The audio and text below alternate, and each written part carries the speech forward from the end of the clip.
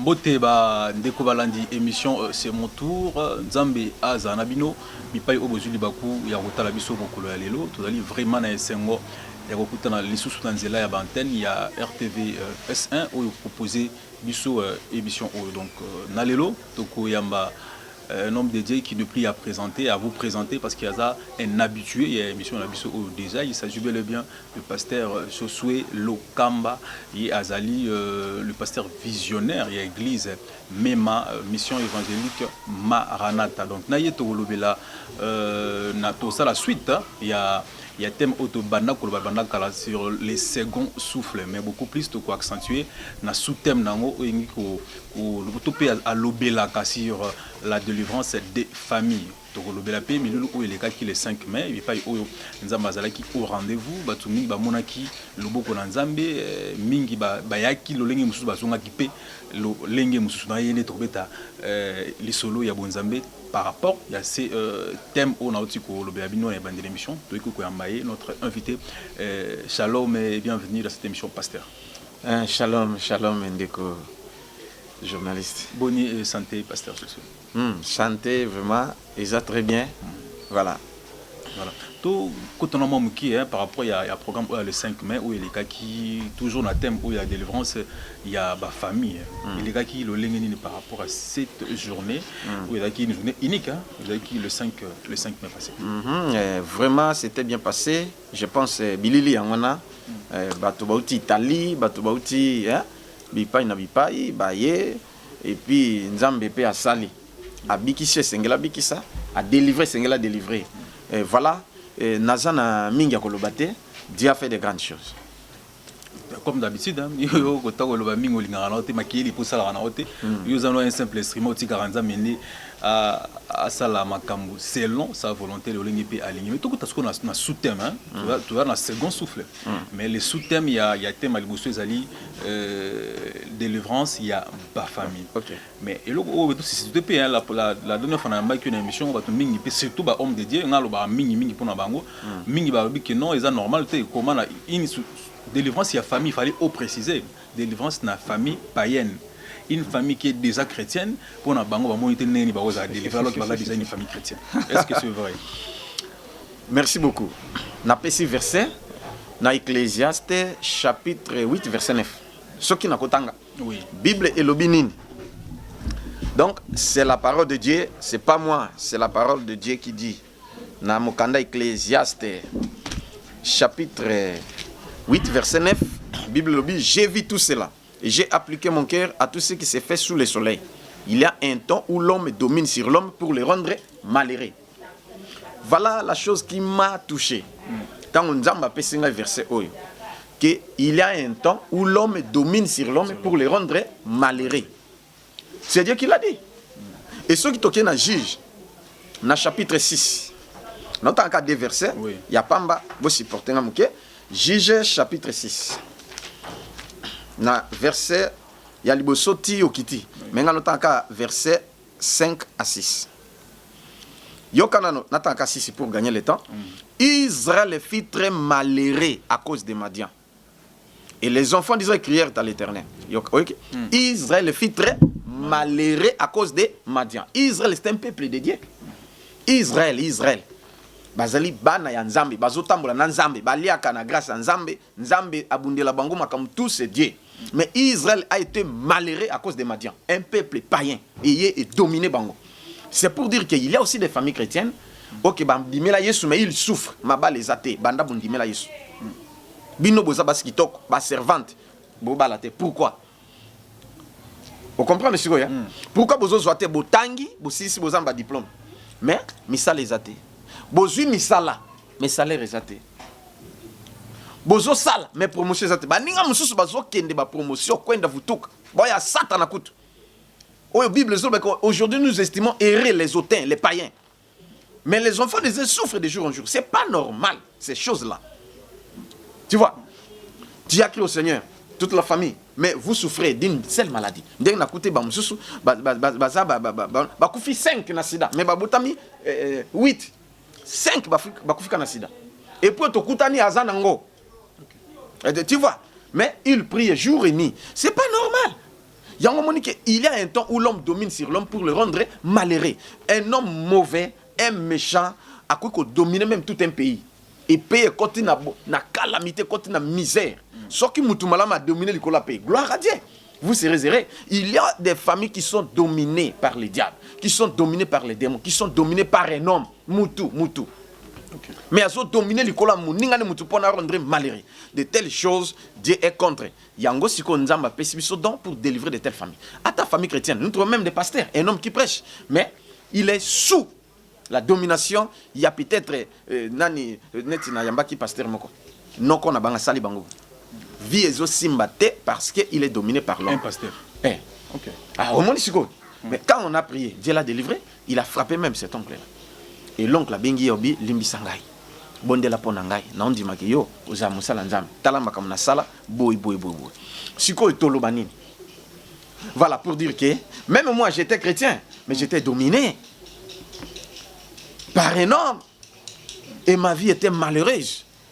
Je le dis souvent que Nazala qui faisait, Nazala qui recevait à Kombi. Mais c'est là où Dieu m'a ramassé. Les lots dans le monde entier, dans 5 continents. S'il vous plaît. Nzambe a tombolingai, Nzambe a sungingai. Parce que il y a des principes divins. Voilà c'est pourquoi Nazoloba que toutes les familles au bazola nangai, botuti libakumalam. OK. Amen. Vous qui receveur Yakombi faisait tout en état chrétien. Oui. Ok, ça il faudrait aussi que souligner. Pasteur, sur le plan, en fait, on a procédure, il y a délivrance. Est-ce qu'ils ont le ligne moko na famille chrétienne, na famille où ils allaient païenne par exemple? Est-ce qu'il faut famille chrétienne ou dans la ningue ya le sambo pour na bango réservé pour na bango, famille où ils allaient païenne ils appellent la ningue ya le sambo réservé pour na bango? Bon, pour la prière, c'est Dieu qui inspire d'abord. Bah quand ils ont ningue mon côté. Parce que tous les gens sont aveugles, nés de naissance. Mais pour que ça ait agi soya boaki na nini. Asai potopota tia bi kesu kola nama ya siloé. Asukoli amoni. Akutani pena aveugle mususu baltime. Mais délivrance na izalaki nini. Abika fils de David, pitié de moi abi yaka. Baby c'est azobenga yo. Tanga yo abi olingini na sala pola. Na mona abi mona. Vous comprenez ce que? Donc il y a plusieurs. Akutana aveugle mususu. Asimbiye na misu. Nde amoni. Voilà, pour dire que délivrance, ils occupent païen, ils occupent mon parent, mais sous l'inspiration divine. Dans un inspiré que moto salebo. Na yambi maman moko. Maman na azalaki abeli banner, hein. Voilà, parce qu'il y a un autre plateau de bateke. Maman moko malamu, mais amonika mutumoka il y en a na tindo teka. Ah mais tozo teka. To futu moi ba droit ndeng ba futaka. Ah bien, on répond nga bongo abi. Ah papa, na lobi mabe. Je lo commande. Ah papa, likamoni nga na salio ake. Mama na bandi maladi. Wana. Ti azongi awa azana limete na mumbele. Ça ne va pas. Mutu ti est à tempo koti telema isimbité, CNPP isimbité et comme ala la kate. Non vibu. Ala la kate pendant 3 ans. Oh. Akanga misu teka, akana kangi misu ponge sate. N'est pas si sikoyo ba ner. Ba meki partout, akutana ba prophète ainsi de suite. Cette famille était malheureuse parce qu'on voyait leur maman trop jeune encore. Mais oya bando luka potek asunga famille parce que son mari ne travaille pas. Mais ce que malheureuse na itawana. Ba kate ba suki et consort donc maman ala la kate. Nde ba ye na ye. To vandi na muto yaki na tozo solola. Mais nzamba bi singa na senga secret na mela. Nga na mela na secret. Mama zoloba nga na moni mutu moko na sima. Na sima maman na. Nazo seka. Sikoyo heureusement maman pe na moni abi papa. Mais yo zo seka ngali susu ngabi te na sekiote. Na seka mutu za sima na yo na mona za mukuse mwa nini bobo na détailler. Nde mwana bi mutu ana. Ye mutaza na base ya kosala mabe. Mais problème ezate nzamba bisinga ezwa secret oyo zomela pesa ya mela. Sikoyo secret zali za katikati. Na zwi na bi mama kishi nango ezwa mela. A zwi secret asenini ameli nyosu. Bon, assis, ngai botelema bokenda. Ah, mama za desi. Parce qu'il y a coûté un prophète. Ba koti ba jeune. Ba lié ba mbongo nano. Et tout. Mais ngai na sengi mbongo te. Na bika ka secret no yangwana mela isili obiki. Telema kende. Papa tienga loboko tenga bi loboko ezate. Kaka ndenge zamba lobi bongo kende na. Ndenge ba bimi ba comme na porte. Ba regretter ba ya pasteur a décevoir biso. Parce que atie maman loboko te programme moko te et loko moko te obika tozonga ka bongo ndenga cérémonie te. Ay se mela ka secret. Et c'est comme ça. Protocole bise non. eza gravité nde nzambe alobi bokende nzambe osala ndenge bazokende bakomi na nzela mama banonimba pongi ezwi abanonimba nayoka pongi na onimba nde ntango bakomi na ndako pesa ngai etoko ntango batie alala ti butu puisque nayambaki ba 10 heures ti butu asokoli asengi biloko alie alala profondément ti c'est ainsi que nayambaki un certain lundi ti dimanche mama ye kotémoigner akomi kolala correct azongi normal ba faculté montagne sauter zongi normal pour dire que la délivrance des familles ça ne demande pas que tozaka na modèle moko to salaka non sous l'inspiration divine ozala chrétien ozala païen nzamba za na besoin bikisa yo pourtant bikisaki bato mususu ezalaki te que azaka ka chrétien to pe azaka croyant to pe non il y a même des païens nzamba bikisi pour que croire na Christ comme Seigneur et Sauveur voilà donc le monde de la délivrance c'est de dépendre de nzambe pasteur ça c'est vraiment une bonne chose mais avant de continuer hein, par rapport à thème Nabiso Alelo j'aimerais bien tout à l'heure quelques témoignages et puis tant que on va passer à commenter moi hein, par rapport à témoignages autour à 2 ou 3 et dépend de la régie ceux qui vont retirer combien de témoignages regardons et puis on va se retrouver juste après pour continuer notre émission d'aujourd'hui regardons Bongo Robert. Bongo Robert. Oui, na uta na mai ndombe na mboka kobo nyoki. Na nyoki. Oui. Oyaki awa pona makaya malabe soki ka voyage pa ba soki. Oyaki awa santé za bien te. Siko obeleni. Na bela ki na kati awa docteur na motema. Docteur Lobino makila. Les autres la bien te. Misisa na yo ya motema esebedi. Te makolo mai ka. Makolo ko vimba. Toyaki sika kosala examen atali bapesi bakomi bakisi basusu balobi non eza ka esprit de mort bato ya mokili esa batolekaki esprit de mort ekangi yo ezwi yo okufa okoumela lisusu te yango wana na bamédecin babi okobika lisusu balobi na obika lisusu te yango ye mpe awa bapesiki bakisi na meli namoni solution te solution eza te kama moke eza ndenge wana yango te dala na kaka nzambe soki balobi ke na kokufa ebake nakufa na kati na mokolo me nakufa na mokili te yango wana nayaki epa na yesu nayaki nalandaki information moko nayaki na radio nalandi yango nalandi kopesi adresse natuni déjà baadresse wana nalandi te awa vraiment nayaki mpe basali na nzambe batie maboko nayoki mpe changement na nzoto direct te sikoyo eloko eza te mokambo mosusu nabandi nayoki lokola mpasi na makolo ezalaki lisusu nayebisi kaka de satan nayebi ke oza te nayebi ke nade nyoka soki akufi langi na ye ebangisaka akobangisaka te nayebi osokufaki kala sikoyo oyaki ozoloba te nabaki mpo naloba oyo kamaloba nange ya pasi nakoloba ifo otia mpenza litoi na monoko na ngai sikoyo ozoloba sika nakomi kobeta mololo nakobela yesu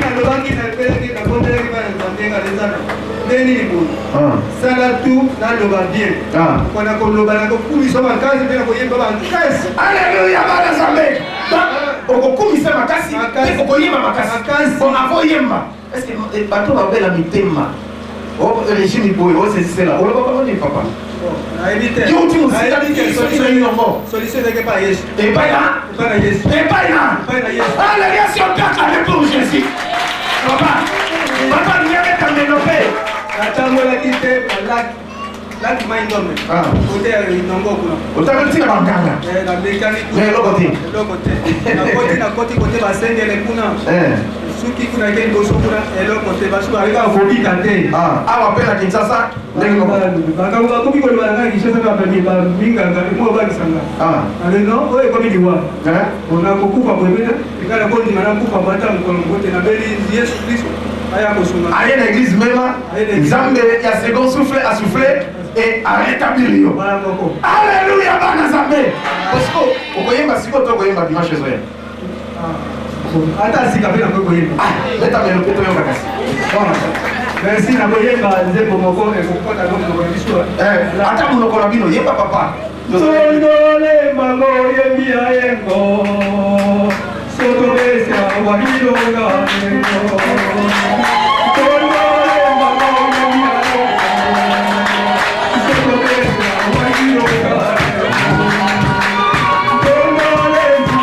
Alleluia!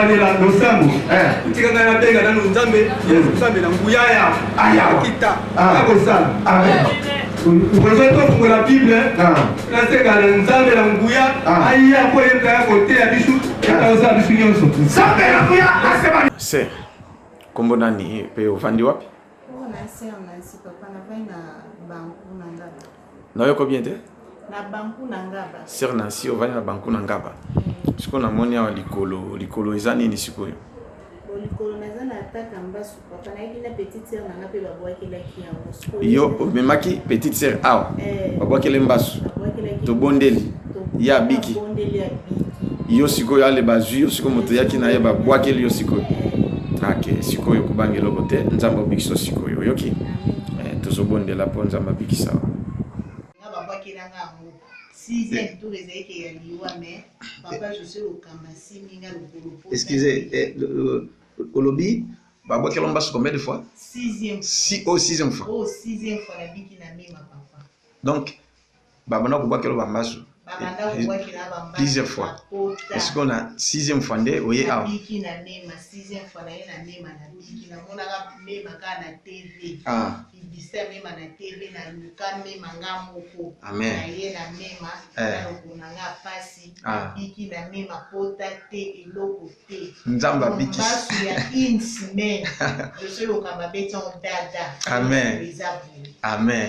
Ce qu'on batunyo so oyo bazamba problème bambasu makole poli bango babwakeli bango ata combien de fois oloba bango ni bakepanganga to ni so bakipata nganga te ngana otinda bango na mema na veni kipata numéro 24 oleki na nga moko pe babwakeli mbasu 2 fois aye lokoloso otali eloko te mbasu 3 jours abikika na mema amen otina banganga ya nini ezate tina ngambazali amen moi tokenda musika ezate nzela mokuseke pa mema amen.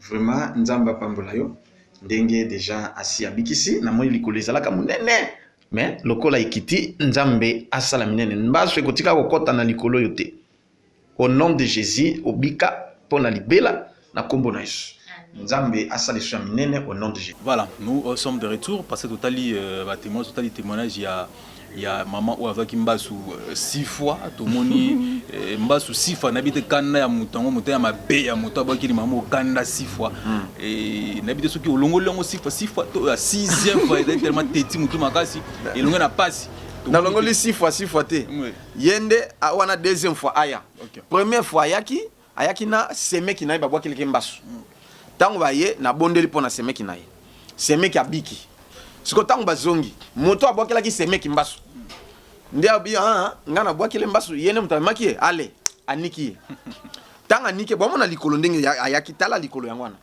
bomo ndenge ayaki botala ndenge akomi siko tango aye nzoka ywana ezali 6e fois na ye ya babwakele mbasu vous comprenez siko baba ndo bwakele mbasu wana doibana ki namte mais likolo est déformant etikala bondeli botala likolo ndenge zongi bomo siko bomo likolo ndenge zongi.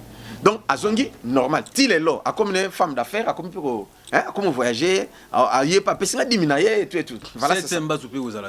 Ils allaient sauter parce que déjà. Antimba, c'est côté. Voilà, parce qu'on change ensemble c'est la tier. Et là comme ça, on va bien côté sauter. Voilà. Et puis bon, moni papa on a malade à mon thème. Autina bandu na maindombe.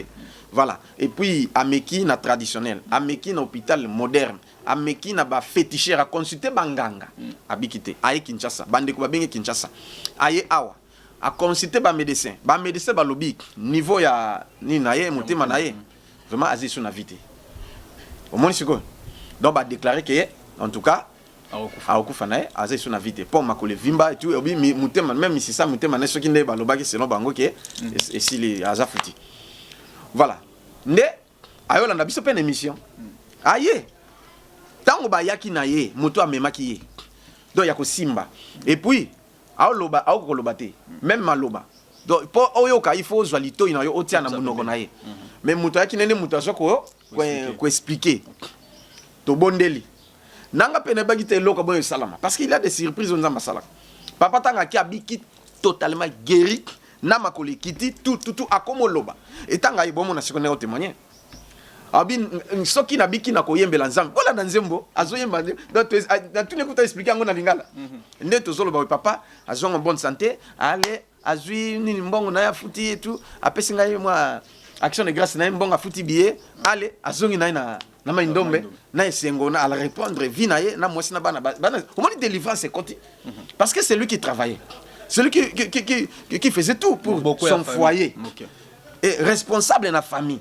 Ce qu'on peut perdre au moins délivrance c'est côté na famille. C'est pourquoi nzamba zolinga papa maman ndingo zolana ngai yaka tokutana comprendre yaka na église na sengi mbongo te na sengi présence na yo benga tokutana ata oza musika benga toko bondela to pesa ba instruction divine tango ko respecte au sambelo omona ba résultat favorable. Voilà. Bah, j'ai rabattu mon âge pasteur, ils ont tellement ébélé toute une panoplie, hein. Donc toujours kaka namu malé mais surtout yambio na émission de profitaka kota ma quelques mais toutefois question mon tout yana on n'a pas bandego mingi pe balo barato mon na rapé basa elanza mususu awebi sawo ke no ngai na nzela na ngai nzamba sala kama kam o bo mona minene mais eta ba résultat oyo pe ya rapé pour ngamo na disponible dans sens ni tam sumoni ngane na bo na lia nguba te na milaka maya malilité na sambelaka chaque samedi tongo tipo ka tolo na se ba discipline nga o ngana za na ngo eza boye pasteur po na nzela na nzamba sala mangam ebele otomoni ya ba sida ko lo baté ba ndenge belé discipline ya pasteur yemoko ezaneno sambela ne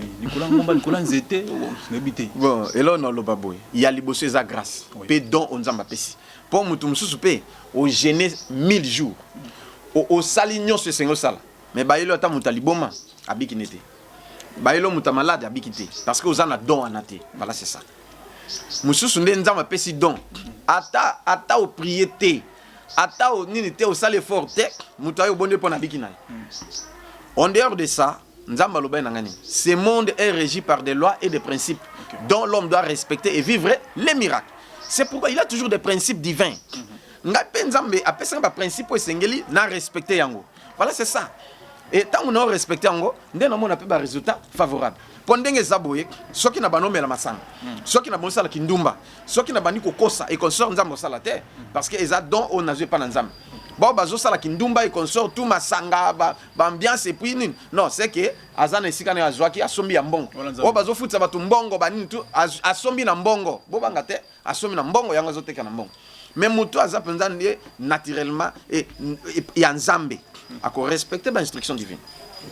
Voilà, délivrance, il y a famille, nous avons dans l'émission Nabiso et Alelo. C'est vrai, hein, bandeko baya qui les 5 mai, misusu baya quitté, parce qu'il y a empêchement, misusu pe ba musika ya mboka. Quand misusu billet compliqué, bien horaire na par rapport à ça, l'emploi du temps na bango, mais est-ce que bango va se rattraper n'ingeni?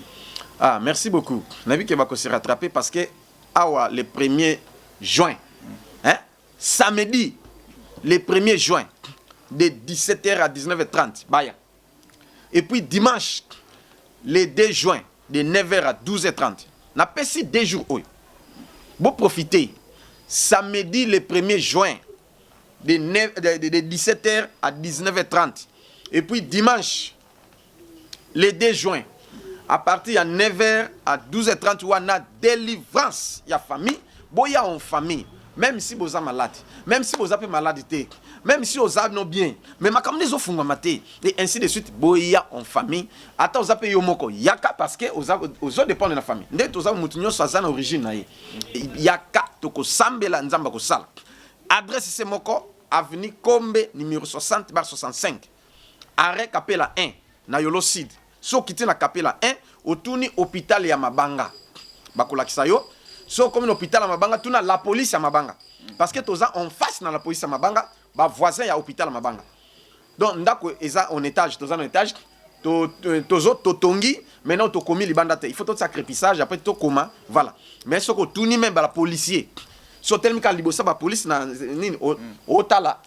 Nandako étage wana église zaona na Yolocide avenue Kombe numéro 60/65. Voilà, commune à Kalam. Wano ko zoabiso facilement ou numéro nanga yango nezo leka. Plus 243 89 91 91 055. Soko bengo zwanga moko. Voilà, so zwingati. Comment message parce que naza mosala nzambe na sambelaka, naza concentré, to nazote, to nazosa l'émission. Na yambote. Mais dis-moi, ceux qui au bengo zwingati comment message na ko répondre peut to solo la nzambe akosala. D'accord. Parce que en ligne, moi, précision, il y a ceux qui m'ont allé par rapport, il y a ma famille, tant au lobby, au petit programme, il y a jeudi, et puis il y a dimanche le 2 juin. Pour la il y a famille précisément banani. Pour me dire, je suis là-bas, on a un moi, c'est un tobotité, tu as couple, tu as un problème, tu as un naka, bitumba, balatika, ramon, oté, moi, ça doit être des complications. Est-ce que biso peut te goyer la famille, ou bien papa, maman et les enfants, ou bien zalinde, bobotama, papa, la maman, bino, bandeko boye. La famille se compose d'un père, d'une mère et les enfants. Oui. Voilà. Ce qui papa, maman, bayete. Mais yo, membre de famille aux ali. Yaka. Ce qui pour moni bandengo lobby, moi si mobalito, il y a un problème tout. Boya. Et ce que moni que ozaka yomoko, famille ezawate na kinshasa oza yomoko. Yaka. Ou ozana famille. Ou ebisi bango me baboy na bango. Yo yaka. Bongo papo tango yaki. Ayaki kana mwana ya ndeko na ye. Oya biki on. Nzamba sali. Maman yo tango yaki on a lo bomoni ana. Si ayaki kana mwana na ya memiye. Et délivrance c'est côté. La délivrance peut se manifester même à travers une seule personne. Tout le monde est Gédéon. Hein? Que je suis le plus petit dans la famille de mon père. Hein? Et puis, ma famille est la plus pauvre au Manassé. Mais à partir de Gédéon, Yemoko, Nzamba délivré, famille n'a pas délivré tout un pays. Voilà, c'est ça. Venez, nous allons. Les lots tangoyé, tout ça l'émission. Si on moni bateau, banane, bateau Italie. Hein? Couple botu Italie et to kutani to sambeli lobby bazonga na bazongi. Il y a encore d'autres qui viennent même en cachette. Il y a encore d'autres qui viennent en public et ainsi de suite. D'accord. Ce pour bien ngana ye pa na bino nakoya na ngai. Voilà. Naza un simple humble kaningo moninga. Les moindres de tous les évangélistes du monde. L'année le dernier, appelez-moi même frère Josué. Et si naza na grade T. Oh, bishop na archbishop na tikela bango, waneza bango, ndenza mapesi bango. Oh révérend Yabino. Appelez-moi frère Josué.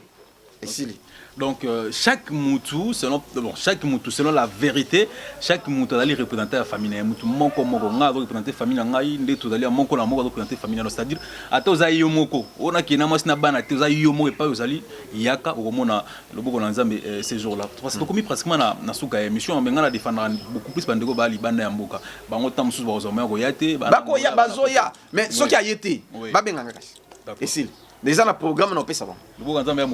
Oui, c'est ça là. Non bien, Australie, Tito comme économicona, to comme indengine. Californie, les États-Unis, Canada, biscanyo sur tout, Bolivie, Japon, Corée, Inde, voilà, France, Belgique, Allemagne et tout partout. Afrique du Sud, bisque belé, Rwanda, Tanzanie, bon, sur tout le band. Netiboué. Notaki déjà na Abidjan, hein, Côte d'Ivoire. Il est encore un pasteur de la Côte d'Ivoire au Bayamba Ngakuna. Aoute koya Ate et Sili Azongi.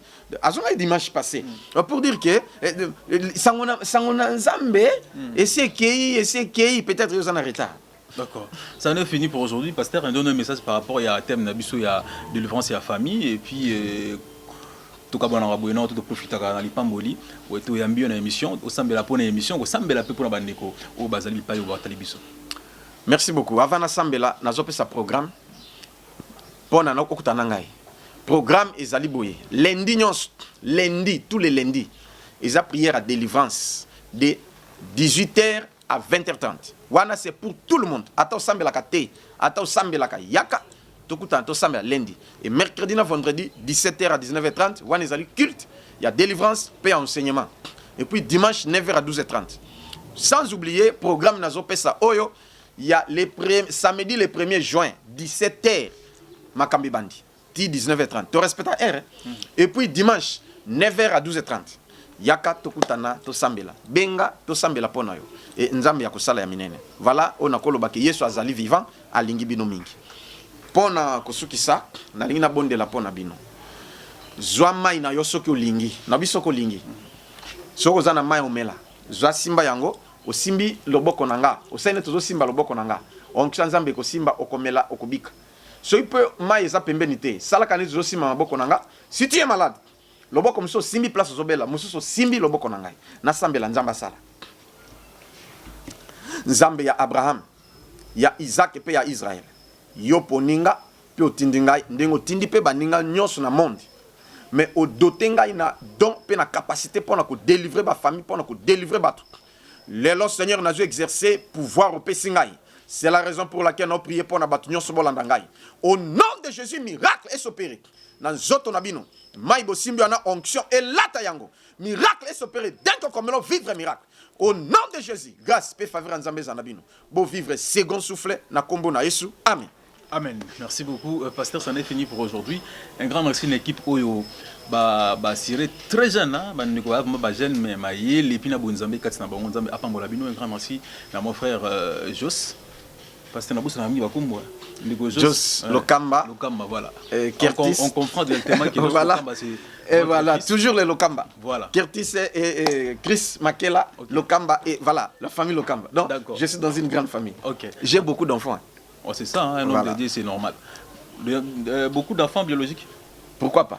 Ok, ça c'est un homme de Dieu, c'est normal. En tout cas, ça n'est fini pour aujourd'hui. On se retrouve très prochainement pour un nouveau numéro. La rediffusion de cette émission interviendra le jeudi à 13h30, toujours sur votre chaîne, la RTVS 1. D'ici là, portez-vous bien. Moi, je vous dis au revoir et merci, à tantôt.